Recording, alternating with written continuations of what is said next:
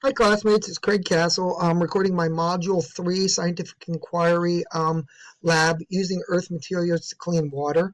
I had a lot of fun with this lab. My wife and I, who are, also co-teachers at school, she teaches environmental education and myself biology. We're planning a field study that she acquired through the Chesapeake Bay Society. And this is a picture of the teacher's manual. Watershed education, and I'm just helping her out with this now that I'm in this class and being exposed to so much good content. We like the idea that the NSTA statement said that we're planning these short-term classes for our long-term goal, which is our spring field study, where we're going to take the kids out into the class or take the class out into the field. And we're using this in class to build on it, so we're guiding and facilitating their learning, but we're hoping that this results in long-term learning goals. The one that we chose was the Martian Water Challenge. I mean, there's a whole series of these in this packet, but the Martian Challenge, because Donovan and Bradford said you need to base your learning and understanding on prior knowledge and experience. It takes a scenario from The Martian, a movie that all the kids have seen, and then I tell stories about how I used to be the person to change the fish aquarium filters and explain what a fish aquarium filter is made of, where there's the blown glass angel hair, and then that's at the top, and then there's the charcoal in the middle, and then there's the sand at the bottom, and how these fish aquarium filters work a lot like the natural filters that we find in nature, the ones that you all saw in the YouTube video in class.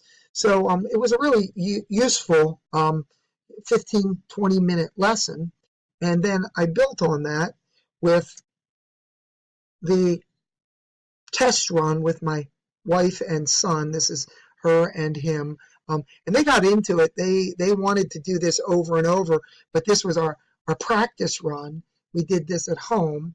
And then I took it to class, and the next day I presented it to my students, and I made them design everything, because I really feel like this design phase and recording all of your information on paper is a really important step. The NSTA position statement on 3D teaching and learning encourages to use more science and engineering practices, and this engineering is really important, especially in our winery that we do at home, because that's all science. You got to be able to repeat what you fail or succeed at, and if you don't have it written down and you don't have it designed, it's really tough to trust your knowledge, or to trust your memory, excuse me. So students sketch out their designs and then they practice their filtration. Here's a couple of my students. These are 11th grade biology students. And, comments like, we just didn't have enough time, and we do this more often. And then in the end, can we test this by drinking it? They really believed that what they were doing was working, and to an extent it was. But of course, we didn't drink it. But they had so much fun with this inquiry lab that when we teach it to the 9th graders, I'm confident that this is going to be great. The last step in this was the metacognition.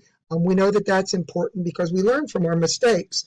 So unexpected results often lead to further studies. Success leads to more questions and further studies.